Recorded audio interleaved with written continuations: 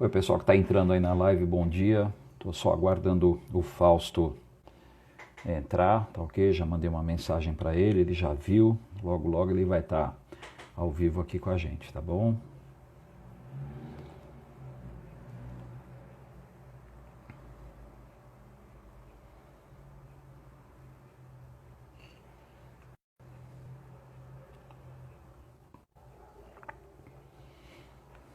Fala, Felipe. Disponibilizei a live do Dodge, tá? Mandei uma para vocês e depois vou disponibilizar para os outros também no grupo, tá ok? Aguardando o Fausto, Adriano, tudo bem? Bom dia. Bom dia aos outros que talvez eu não conheça pessoalmente.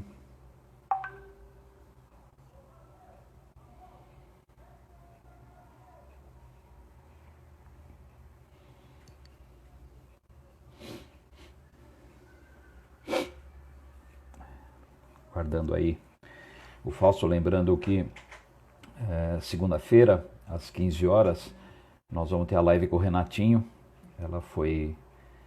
Ela foi transferida, né, por conta de um problema, e a gente vai retomar na segunda-feira, tá ok?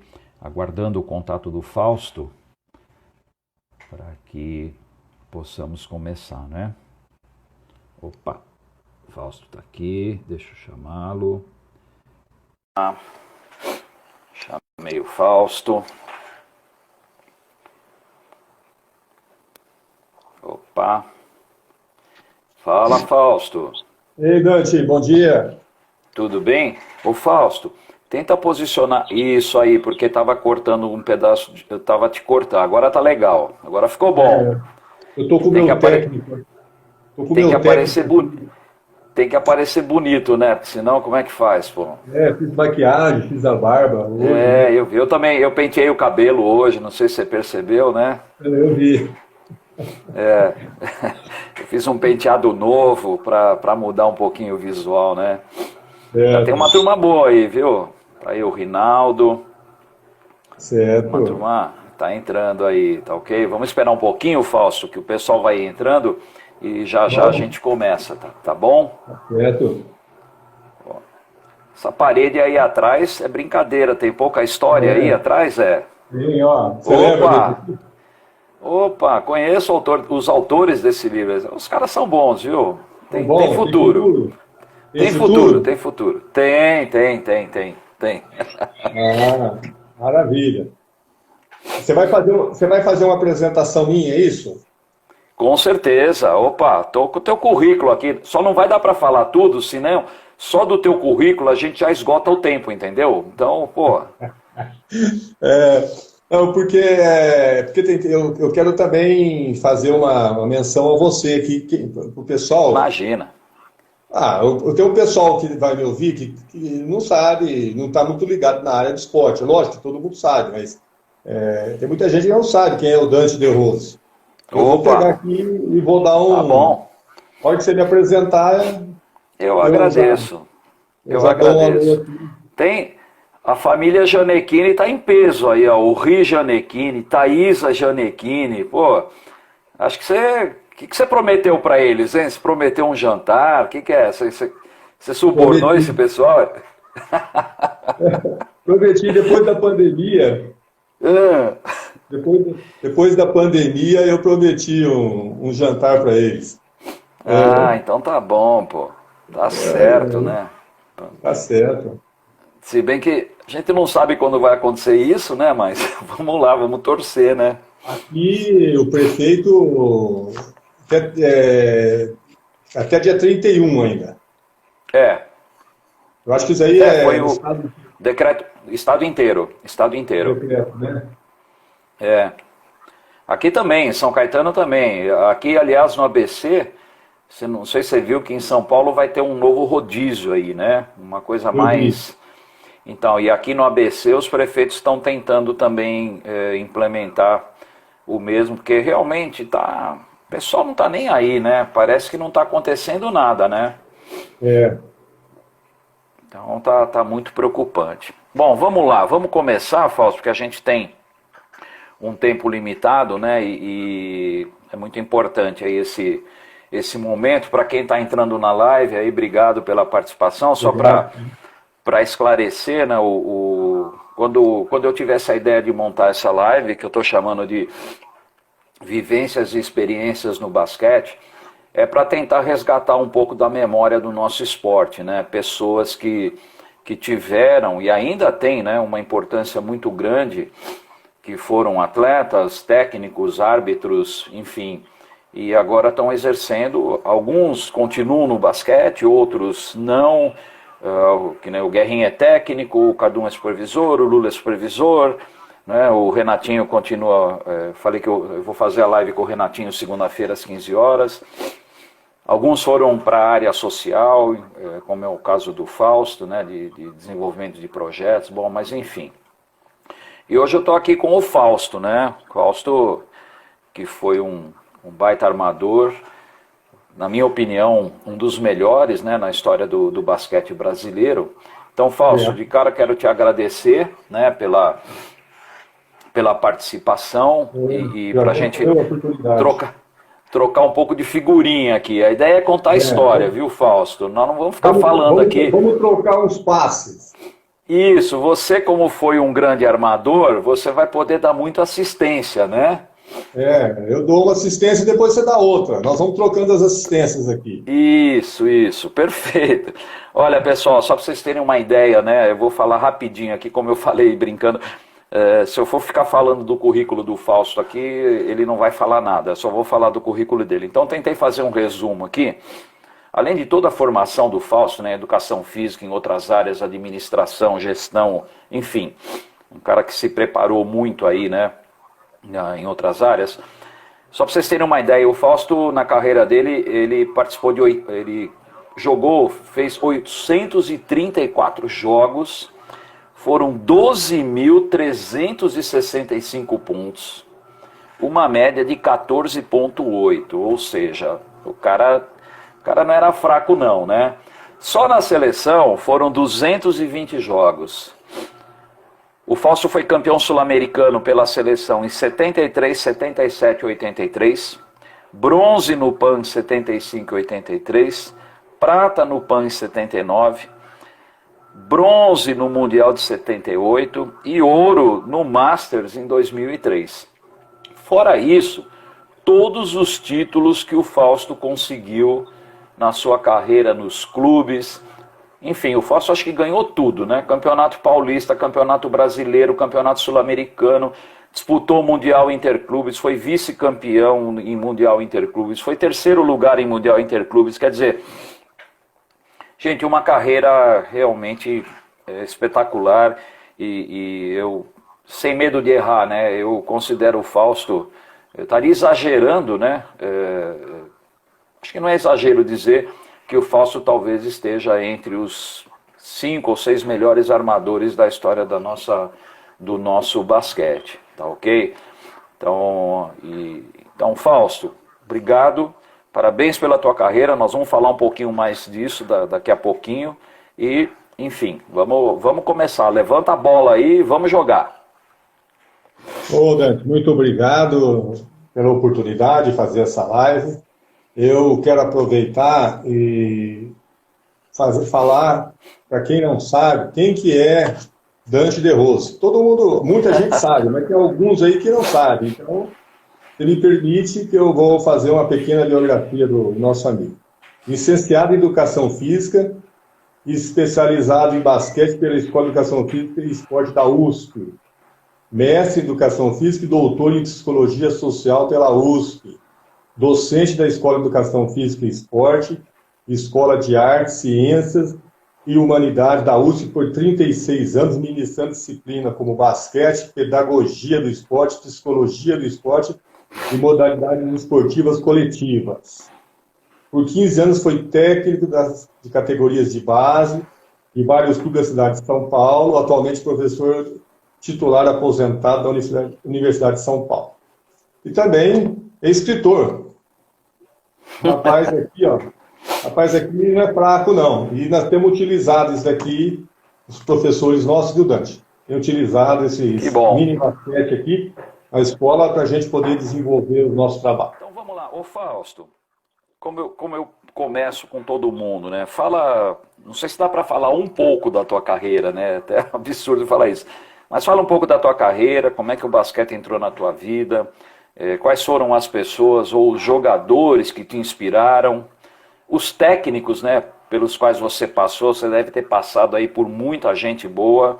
Enfim, faz um apanhado geral aí, depois a gente vai trocar figurinha, contar um pouco de história e principalmente, né, eu acho que é muito importante falar do teu projeto. Eu acho que isso é uma coisa muito legal, a tua carreira é brilhante dentro da quadra, mas ela também está sendo muito importante, muito legal fora da quadra também, nesse teu projeto que é fantástico. Então vamos lá, ó, a bola está com você, ó, assistência. Obrigado, eu vou dividir em duas partes aqui. Primeiro eu vou falar da onde que eu iniciei, que é a Olímpia, depois eu vou vir para Franca, eu vou fazer uma viagem, tá certo? Ótimo. Então tá bom.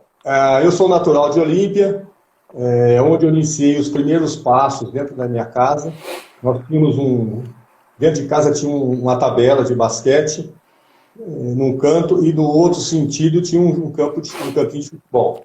Tudo de menino, 8 anos de idade. E fui inspirado pelo meu pai, o Harry Janiquinho, também carinhosamente chamado de Janica, e meus irmãos, que foram jogadores de basquete, o Anjinho e o Patão. Inclusive, o Anjinho jogou no primeiro grande time aqui de Franca, junto com o Hélio Rubens, o Hamilton, o Braido e o Edson Raciú. E o Patão foi para Birigui e jogou em Birigui também um tempo lá, depois largou, teve uma carreira mais curta. Bom, importante também foi o apoio da minha família, né? Das minhas irmãs, que até hoje me incentivam, estão sempre comigo. Eu acho que isso aqui eu fico muito feliz. Então eu comecei a ter essa primeira vivência com o basquete na minha casa. E jogava ali em casa, depois eu passei para a fundação, era um local onde que o time principal jogava. E eu senti esse primeiro amor pelo basquete quando o Clube dos Bagres foi fazer um amistoso em Olímpia e em Rio Preto. Aí eu assisti esses jogos e falei, nossa, aí vai começar, acho que minha vida aqui dentro do basquete. Com 13 anos, eu disputei o primeiro campeonato colegial na cidade de Bebedouro. Eu fui pela escola Capitão Narciso. Não lembro a classificação. No ano seguinte, eu fui para Ribeirão Preto também disputar o campeonato colegial, ficamos na Cava do Bosque. Lembro perfeitamente. Na Cava. Então foi ali que eu iniciei o primeiro contato. E a gente jogava no fundo de casa, tinha uns times, fazia uns campeonatinhos, aquela coisa toda. É sonho de menino, né? E com 15 anos, eu vim para Franca. Eu vim com um sonho, jogar por Franca, foi amor à primeira vista, e jogar pela seleção brasileira. Fui atrás dessa camisa aqui, Dante. Vou mostrar aqui para os amigos. Aqui, ó. Essa camisa que você conhece muito bem. Ô Fausto, só um detalhe, nós temos uma coisa em comum, viu? O número da camisa. Quando eu tentei ser um pouco de jogador, eu jogava com a 5. Então, é só isso. É só isso, viu? É bom. 5 bom. Eu jogava em Franca com a 9. Quando eu cheguei na seleção, já tinha o Marquinhos, que chegou antes de mim. Sim. Aí eu joguei com a 5. Então, nesse período, em 67, eu vim para Franca. Eu estava com o sonho de jogar em Franca, fazer sucesso, ir na seleção brasileira. E comigo eu estava trazendo um legado, Dante. O legado da família Janiquinho. Esse legado se concretizou, está concretizando a partir de 2011, que é o Instituto Fausto Janiquinho. O primeiro trabalho de inclusão que eu fiz foi dentro de casa. E meu pai era dentista, tinha um consultório ligado à casa, e depois das 5 horas ele fechava e ia jogar bola com os meninos. Tudo em terra, viu, descalço, aquela coisa toda, de moleque mesmo. E depois ele era muito incentivador. E chegou um momento que ele falou, não dá para o Fausto ficar mais em Franca, em Olímpia. Aí eu vim para Franca com 15 anos. Aí comecei a jogar na base do Clube dos Bagres e jogar pelo IETC, que é a escola estadual, que nós somos 3 vezes campeão do interior e 2 vezes campeão do estado. A gente disputava a primeira fase aqui em Franca, o municipal, depois o regional em São Joaquim da Barra, e na Semana da Pátria, nós vimos para São Paulo, acho que você lembra bem, ficávamos alojados no Pacaembu, várias arquibancadas, comida de bandejão, tinha que levar roupa de cama. Essa história é bacana. Essa história acho maravilhosa, né? E eu fiz várias amizades aí comecei a concretizar assim, umas amizades grandes com o pessoal que nós temos um grupo até hoje, são os amigos grandes amigos do basquete. De 67, nós somos amigos até hoje, esse pessoal. Então, isso aí foi muito bacana. Aí eu comecei a jogar, e nós treinávamos no Clube dos Bagres, o time juvenil lá, nós treinávamos a partir das 3 horas da tarde. E o principal treinava às 5. A gente fazia o primeiro treino, quer dizer, nós éramos sem técnico, nós fazíamos aqueles racha nossos, né? E a gente ficava por ali, então fica aqui que pode dizer se falta alguém, você vai entrando. Então já naquele primeiro ano, em 67, eu já comecei a viajar, em 77, 68, comecei a viajar com o principal. E ali tinha uma característica que nós começamos a ver. Naquela época, o time principal já marcava individual. Depois ele foi aprimorando a técnica dele. Aí eu fui para a seleção paulista com o Mical, foi o primeiro técnico meu. Mical. Juvenil, fui 2 anos, um em Belo Horizonte, outro em Recife. Tinha o Carioquinha, tinha o Adilson, que jogava nesse time nosso, o Dodge, Zé Geraldo. Depois eu passei em 69 para o time principal, oficialmente. Disputei também o campeonato pela JUB, Jogos Universitários, pela PUP. Uhum. Você lembra bem da PUP, né? Sim, sim. Então, e fui para Porto Alegre jogar. Aí em 71 eu fui convocado para a seleção paulista adulta, que era o Adolfo Turmin. Fomos para jogar em Salvador. Eu jogava Emil Rached, tinha uma baita turma lá, era uma turma muito bacana. E nós fomos campeões lá. Aí no ano seguinte, em 72, eu fui convocado para a seleção brasileira.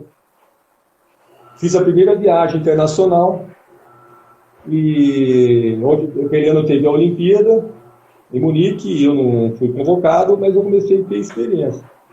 Agora, em 73, foi o ano que foi a divisão, assim, da minha vida. Aí em 71 eu fui para fazer estudar educação física, aqui em Batatais, aqui do lado. Em 73 eu tive a oportunidade para ir para Goiânia. Foi uma grande coisa que eu fiz, eu ter ido para Goiânia. Porque naquele ano eu fiz parte da seleção principal, no Sul-Americano em Bogotá. Eu era o primeiro reserva. Na final eu entrei como titular contra a Argentina. Na volta, nós fomos na Universidade de Moscou. Eu disputei também 2 universidades, uma em Moscou e outra em Sófia. Em Moscou nós pegamos em 3º lugar. Foi quando em Moscou, logo depois da sequência, daquela Olimpíada que teve aquele problema entre os Estados Unidos e aquela cesta do que volta o tempo, né? Aquela polêmica, sim. Você recorda muito bem.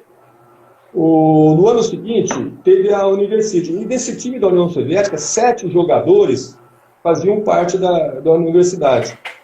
Jogavam. Nós ficamos lá naquela Universidade de Moscou, lá naquela do saber lá, que é uma coisa maravilhosa, né?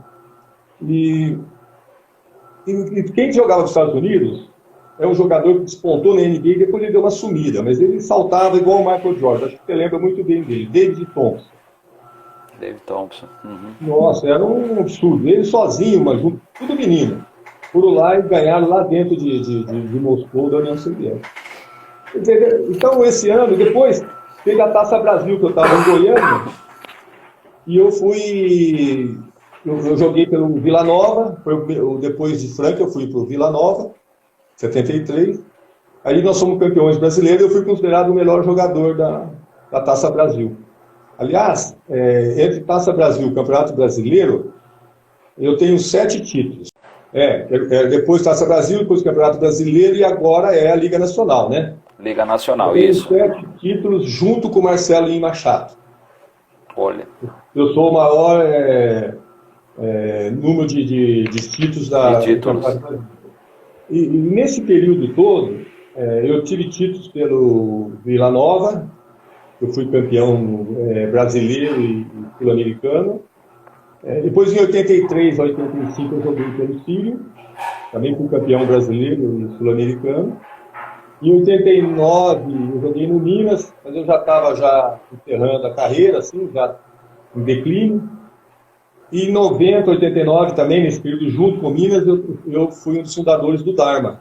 Joguei a segunda divisão, a primeira, fui gerente, fui técnico. Aí com 40 anos eu parei de jogar. Tá bom, né? Comecei com 13. Tá bom, né?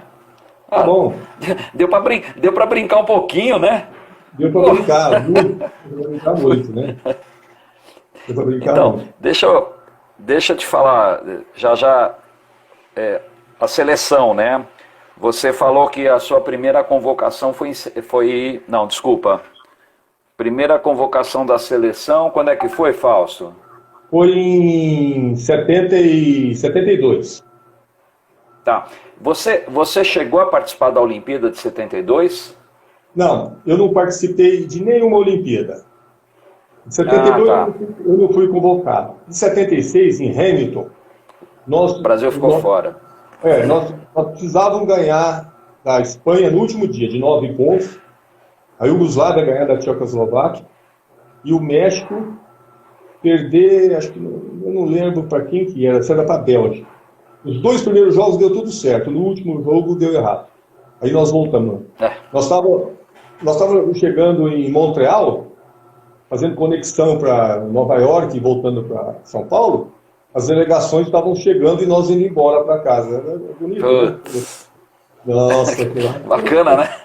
Foi uma loucura. E em 80 eu era titular absoluto da seleção e eu tive um estresse que o Brasil não classificou e depois ele foi convidado pelo boicote. Foi convidado, né? Exatamente. E eu não fui porque eu estava com estresse. E depois um dia eu estava lendo até um artigo seu, fala o estresse do jogador de alto rendimento. Eu lembrei isso aí. Quer dizer, na época, porque assim, a gente não ganhava, era uma mesada, né? Muito pouco, a gente ganhava pouco dinheiro, né? Não tinha esse... A gente jogava um pouco, a gente jogava muito, porque era só por amor à camisa mesmo, viu, Dante? E eu lembro que em Franca, em 75, foi o ano do auge do basquete Franca, que eu joguei no melhor time de Franca, foi esse. Jogava o Hélio, o Robertão, o Adilson, o Gilson e eu. Esse era o time base. Fraco, então, né? Esse time tinha defesa, tinha rebote, tinha contra-ataque e tinha arremesso de fora. Então, quer dizer, nós fazíamos umas guerras contra o Palmeiras, né? O Palmeiras também tinha um timaço, Biratã, Carioquinho, né? E o time de Franca o time de Franca era um time que foi fantástico. E a gente, nesse período, a gente se dedicava uma vez só por dia. E na outra parte, você tinha que trabalhar. Você tinha escolinha, você trabalhava na prefeitura. Foi o auge do time de Franca. Foi quando nós fomos a primeira vez vice-campeão mundial, em Varese. Porque nós terminamos empatado com o Birra Foz com uma derrota. E nós perdemos no confronto direto. E aconteceu em 81 também com o Maccabi de Tel Aviv. Nós tivemos uma derrota cada um, mas no confronto nós perdemos. Então nós batemos na trave 2 vezes. 2 vezes. Então, olha que eu conversei com o Dodge, né, na quinta-feira, sobre essa questão do treinamento, né? Nessa época aí, se treinava uma vez por dia, às vezes 3 vezes por semana, né, Fausto? Não tinha essa intensidade de treinamento, porque eu diria que praticamente ninguém era profissional do basquete, né? Vocês tinham que dividir aí o tempo entre treino e outras atividades para poder se sustentar, né? Não, e você sabe a história aqui de Franca da cobrança. Nós tínhamos de jogar de igual para igual contra o Círio, contra o Corinthians, contra o Palmeiras. E quando nós tivemos aquele time grande, nós ganhamos, a maioria das vezes, esse time do Amazonas. Mas chegou um momento, quando o Amazonas largou, nós começamos a ter dificuldades. Porque chegou um momento, o time começou a envelhecer também, né? Aí vão surgindo novos jogadores. Por exemplo, pra você ter uma ideia, eu fiz 4 cirurgias no joelho. Porque eu vi assim, para eu fazer diferença, eu precisava treinar mais que os outros. Porque mesmo você conhece bem, nós somos a raça branca, é difícil comparar com a raça negra, onde tem explosão, impulsão, tudo maior que a raça branca, né? E para a gente ver se conseguia fazer conseguir um cenário, você mostrar o seu trabalho. Em Franca nós tivemos uma época que nós ficávamos 2, 3 meses sem receber e começaram a pagar nós com rifa. Uma história bacana, a gente recebia com rifa e a gente tinha de vender a rifa. Então tinha um carro que sorteava um carro, a gente torcia para não ganhar, para ninguém ganhar o carro, para a gente sortear de novo. E quem que era bom para vender rifa, quem gostava de vender rifa era o Robertão. E as fábricas estavam num momento bom, ajudava, né? Essas são umas histórias assim, foram muito bacanas, né? Eu acho que faz parte do aprendizado, das dificuldades que a gente tem, né? Porque o basquete é um esporte maravilhoso, né? Isso nos deixa a gente muito feliz de poder ter participado. Tudo que eu aprendi, viu, Dante, e os amigos que estão aqui nos prestigiando na nossa live, nos que diz respeito a autoestima, melhorar a autoestima, preconceito, competitividade, sabe? E o esporte é uma coisa assim, ele também revela muito a sua personalidade. Sim. Você faz dentro da quadra as atitudes e você reflete lá fora. Com certeza. É um estudo. Eu vou fazer um estudo. Não sei se eu vou, acho que eu vou, não sei se você deve dar. Eu sei que é cobra, eu fico só na assistência, aí dando uns passos. Isso, perfeito. Deixa eu te perguntar, fala um pouquinho dos teus técnicos. Com quem você trabalhou, né? Ah, maravilha. Bom, o primeiro técnico que eu tive foi meu pai, né? Ele me punha para jogar. Então, aí fala, é filho do Janequine que punha o Fausto para jogar. Aquelas coisas, né? De cidade menor assim, tinha aquela brincadeira. Depois, em Franca, eu acho que eu tive o Pedroca na categoria de base, eu tive o professor Roberto, que era lá do ETC, o teacher, e o Cartier, também, que foi o técnico nosso, da base ali. E depois, em cima, eu tive o Pedroca. O Pedroca, ele foi o maior técnico educador que o Brasil teve. Por que eu vou te contar isso? Ele treinava das 5 às 7, naquela época eu treinava só nesse horário, né? A gente chegava às 4h30 para fazer 1 contra 1, que era uma maneira de você treinar os dribles, e das 5 horas começava o coletivo. Ele chegava para dar os treinos, depois que ele dava os treinos, ele ia cumprir a carga horária dele, que era professor do Estado. E ele ia ensinar menino nas escolas estaduais de Franca a fazer bandeja. Quer dizer, você está treinando 5 jogadores da seleção brasileira. Você sair para pegar menino para ensinar bandeja, e você sabe que ensinar bandeja não é fácil, né? Mas ele tinha essa vivência muito grande, ele era muito estudioso, viu, Dante? Porque ele ficava assistindo os jogos e ele ficava vendo o que ele ia fazer. Então, quando o Franca começou a marcar individual, era para cima do garrafão ali em cima, né? Porque todo mundo marcava aquela zoninha, né? 2-1-2, aquelas coisas tradicionais, né? Todo mundo marcava. Ele começou a marcar. Aí ele foi para a Olimpíada e começou a ver Cuba marcar. A Olimpíada de Munique. Acho que Cuba foi 3º lugar, é isso? Eu acho que sim, não tenho certeza. Acho que foi. Não, eu tenho, com certeza eu tenho. Aí ele começou a marcar meia quadra. Meia quadra é o seguinte, quando você passa da meia quadra, você não pode voltar, né? Porque aí você faz no caixote, você fica ali entre a linha. Oi, Fausto. Tá dando uma travadinha, mas você estava falando do Pedroca que viu Cuba e começou a trabalhar a defesa individual baseado em Cuba, né? Ele começou a marcar na metade da quadra. Porque quando você chega na metade da quadra, quando você passa, você não pode voltar. Então você fica num ponto ali de dificuldade. Ele começou a achar que isso aí o pessoal já estava sabendo. Aí começou a marcar 3/4 de quadra. Aí foi que o time tinha dificuldade, porque não estava acostumado, né? pessoal não estava acostumado a ir, né? Assim, dessa jogada aqui. Foi aí que o basquete começou a ter muita ênfase aqui. Essa defesa nossa era uma coisa que todo mundo tinha que chegar aqui e tinha que saber defender.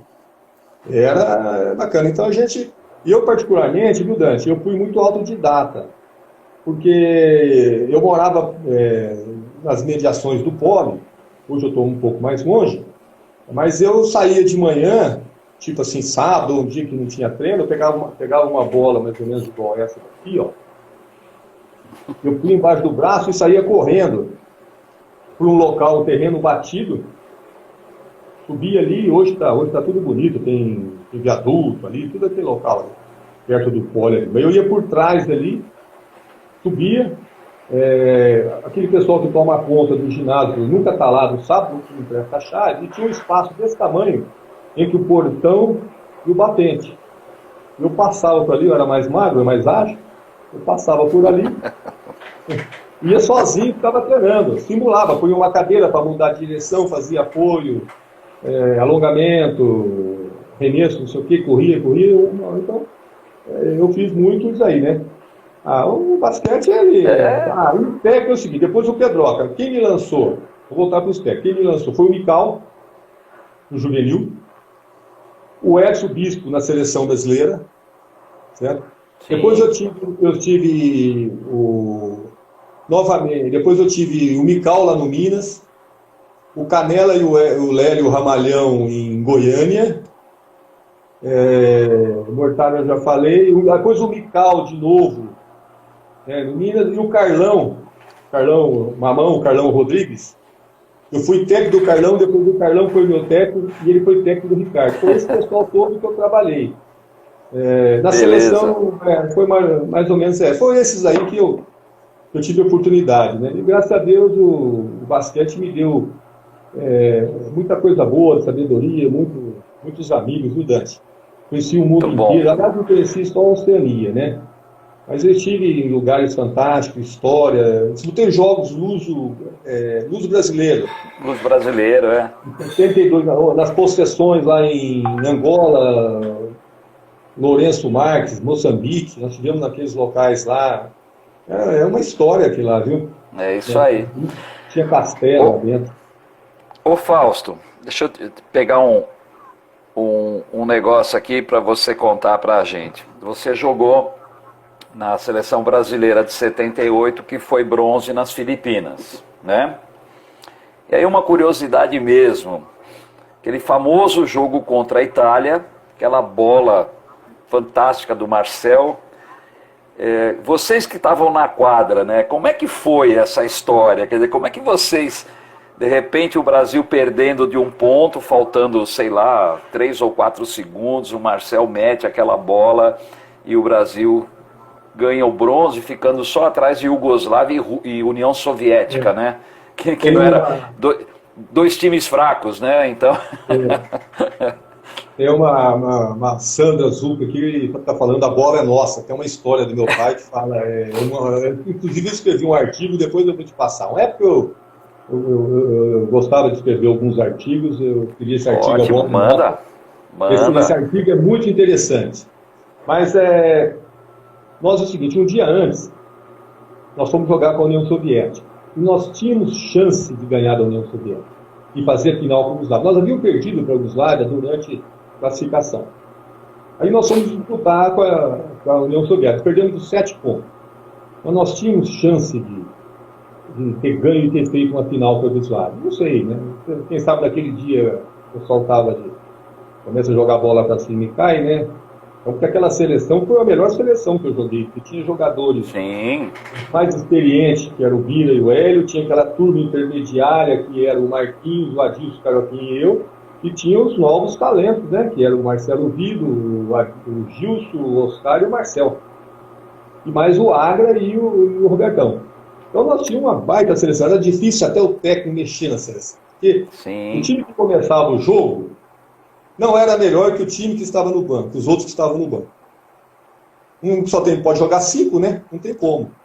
Então, quando nós perdemos da União Soviética, inclusive tem um vídeo que foi, a CBB buscou da estatal soviética, viu, Dante? Nesse final, depois eu vou te passar esse vídeo aí. Opa, Então, passa sim, lógico. é uns 5 minutos. Não, beleza. Aí nós ficamos meio frustrados de ter perdido para a União Soviética.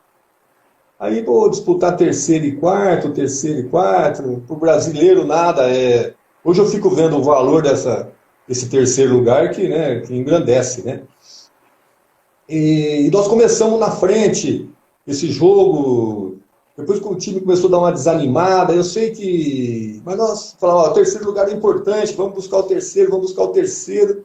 E o Ari também, esqueci de falar dele, porque ele foi meu técnico também na seleção. O Ari. O Ari, o medalha. Aí nós conseguimos virar o Valdir Bocardo também, falecido. Aí eu falei, não, vamos ganhar, a terceira é bom, vamos subir no pódio, sabe assim, mas a gente estava um pouco, não é que é desacreditado, é porque você fica embaixo quando você perde para disputar terceiro e quarto lugar, né? É uma baita classificação, terceiro lugar, né? Um bronze no Mundial, né? Até hoje. Claro. A última vez que o Brasil subiu no pódio foi em 78. 42 Verdade. anos. Exatamente. Isso, 42 anos que o Brasil subiu no pódio. Então, foi muito bacana, porque nessa hora o Marcelo, aquela frieza dele toda, né? Pegou uma bola, bateu uma bola um pouquinho, chegou ao meio do campo e arremessou. Aí foi uma festa bacana, nossa, né? Porque nós ficamos. Porque o Dante era o seguinte: você ficava muito tempo treinando. Eram 3 meses entre preparação, os jogos amistosos, né? Depois chegar lá para o fuso horário, que 12 horas diferentes, depois voltar. Então você ficava 3 meses. Mas tem uma preparação nessa daí que é interessante. Quando nós estávamos fazendo esse... Depois eu vou contar dos profissionais que nós jogamos também. Essa preparação, nós fomos fazer um torneio em hebraico. O time nosso estava tinindo, né? Seleção. Hebraico só tinha moleque. O time dos Estados Unidos veio com a universidade, chama Michigan. Não sei se você lembra dessa história. Aí nós chegamos lá e falamos, tem um rapaz aí, um negrão alto, 2 metros de altura, e é tudo jogador da NBA. Armador, de 2 metros de altura, o armador tinha 1,80m, 85, né? Falei, esse cara aí, eu vou roubar umas bolas dele, que era bom na defesa, vou bater a carteira desse rapaz. Sabe quem estava armando o jogo lá? Você imagina, né? De Michigan. Michigan, Um tal de... Só isso. Nós perdemos na segunda prorrogação. Esse jogo foi bom, eu acho que eu fiz 25, 26 pontos, mas ele deve ter dado umas 10 assistências, porque ele dava uns passes assim em cima da minha cabeça, quando eu via a bola passada, não dava tempo, não dava reflexo. Nossa Senhora, né? Mas foi bom. Eu já joguei contra o Magic Johnson, o Michael Jordan lá em Caracas, o Larry Bird na Universidade lá em Sófia, e o Kevin McHale e o Isaiah Thomas também no Pan-Americano de Porto Rico. Tá bom. E o Bob Knight era o tá técnico. Bom. Tá bom, né? Tá bom, né? Mas você sabe que... Só isso? Só isso, né? Uma época o Brasil trouxe um técnico americano, o Buchalter, para ser assistente aqui nosso, né? E ele conseguiu, através do Zé Cláudio, ele trazer a NBA, que veio fazer um camp aqui no Rio de Janeiro e em São Paulo. Então eles foram para o Rio, e aí teve 2 jogos. E naquela época a televisão, né, bombava. Era depois da novela a gente começava os jogos no Brasil. Bom, no Rio de Janeiro, eles foram lá na praia e à noite foram jogar. Era a seleção. Eles foram jogar lá, foram ter visto escola de samba, aquelas. Aí o Walt Frazier, que jogou no New York Knicks, ele estava lá nesse grupo. Então, é o grupo do Oeste, né? Aí nós fomos e ganhamos deles. Jogamos no tempo da NBA, de 4 tempos de 12, uma coisa toda. Aí no outro dia, 2 dias depois, ia ter um jogo aí em São Paulo contra a seleção do Leste. Jogava o Bob McAdoo, o João Havlicek, e o Jojo White, eu não sei, eu não desses daí. Aquele Bob McAdoo tinha um braço dessa grossura naquela época. Então aí falaram, vocês vão perder da seleção. Então a seleção era o Carioquinha, o Marquinhos, o Bira, eu acho que era o Marcel. E nós fomos jogar contra ele. 4 tempos de 12. Aí eles começaram a marcar a pressão, e eles iam empurrando a gente assim, não era faltoso não, pelo físico. Eu estava armando no meio do campo, você tinha que dar uma volta assim, e pegava o Bira e o Marquinhos jogando ele para cima do garrafão. Primeiro quarto, 32-8 para eles. Aí o Ibirapuera era assim, ó, 15 mil pessoas lá dentro. Aí o Zé Cláudio foi lá e falou, olha, nós só temos essa seleção, vocês já ganharam o jogo, vamos fazer agora um bem bolado aí, né? Deixa a gente fazer alguma cesta, porque senão nós estamos perdidos aqui, já ganharam o jogo. Aí ficou aquele jogo de comadre lá, acabou uns 15 pontos, né? Saiu todo mundo feliz. A diferença que tem para jogar no nível desse da NBA, né? Com certeza, com certeza. Eu fico vendo esse pessoal jogar, acho que parece que é tudo fácil, eles sobem em terra, tá louco. Eu bater a mão no ar era difícil. E naquela época, né, Fausto, uma enterrada levantava o ginásio, você lembra disso, né? Quando o Bira enterrava, nossa, era um acontecimento, né? Porque poucos jogadores faziam isso, né? É.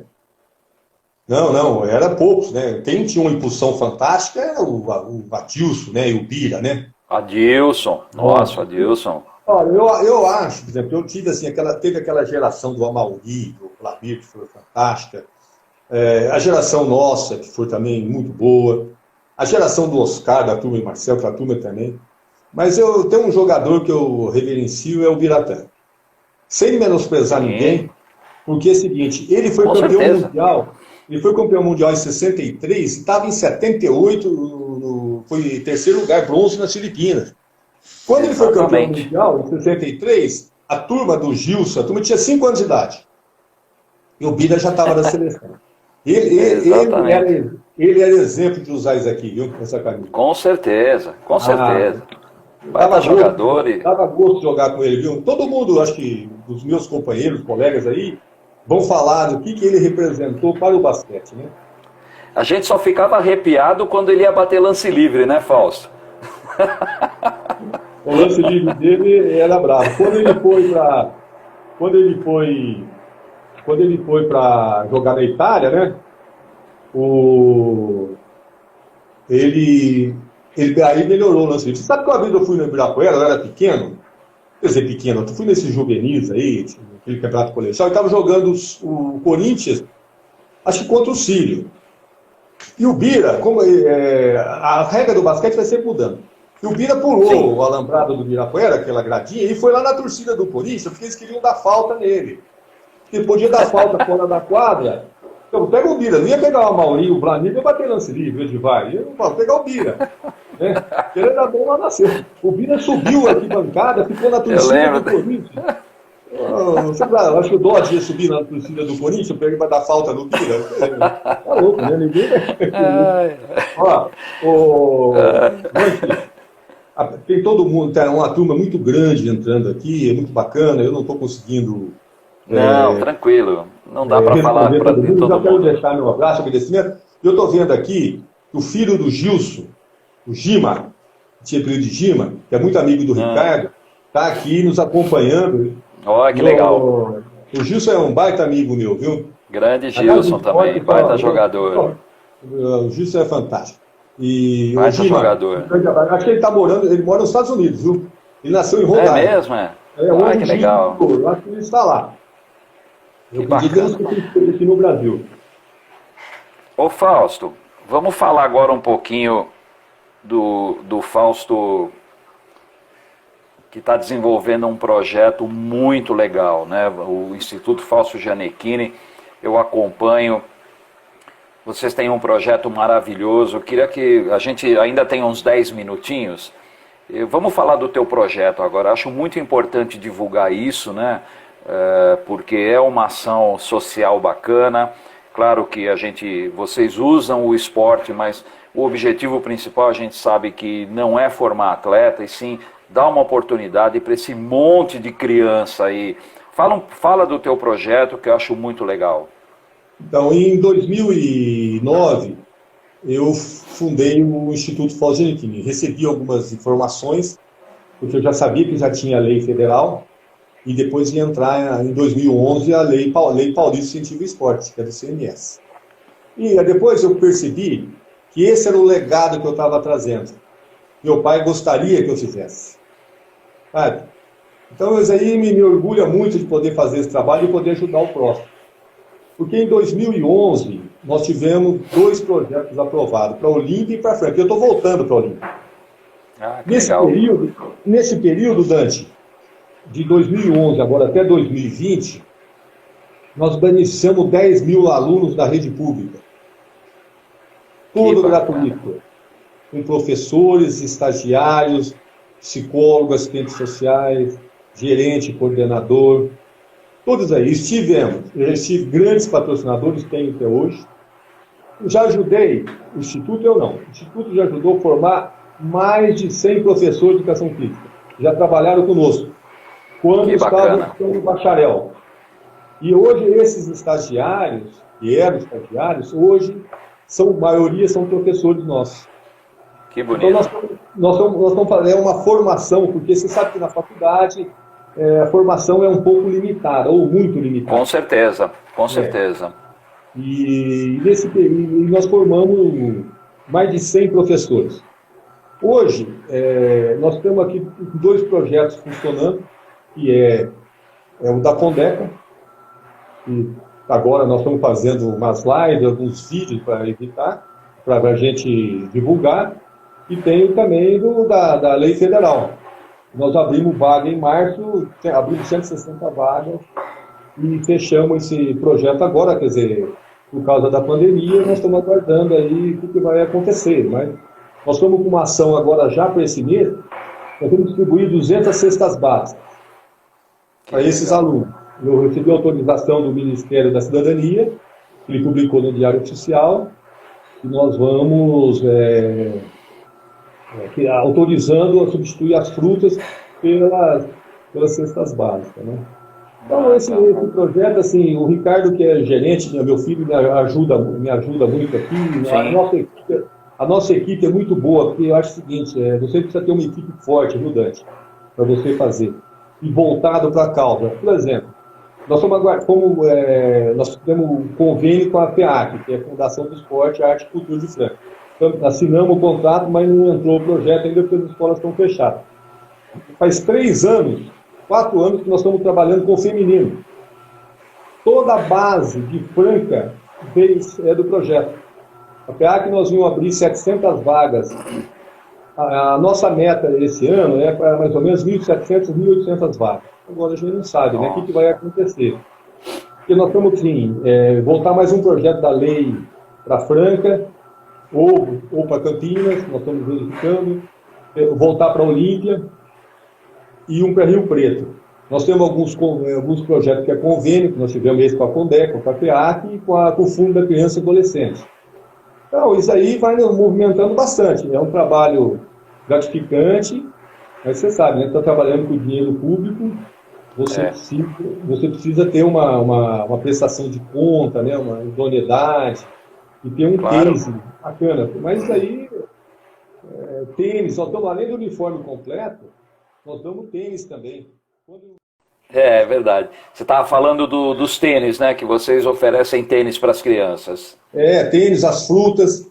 Para participar do projeto, precisa ter disciplina, frequência e notas boas. Precisa estar estudando. Perfeito. O Instituto Fausto Giannichini, ele tem a missão de educar através do basquete. Nós somos agente de transformação social. Perfeito. E trabalhamos para combater a criminalidade e as drogas e a evasão escolar. Porque nós estamos aqui em Franca, nós estamos, bem dizendo, quase na periferia, o Dante.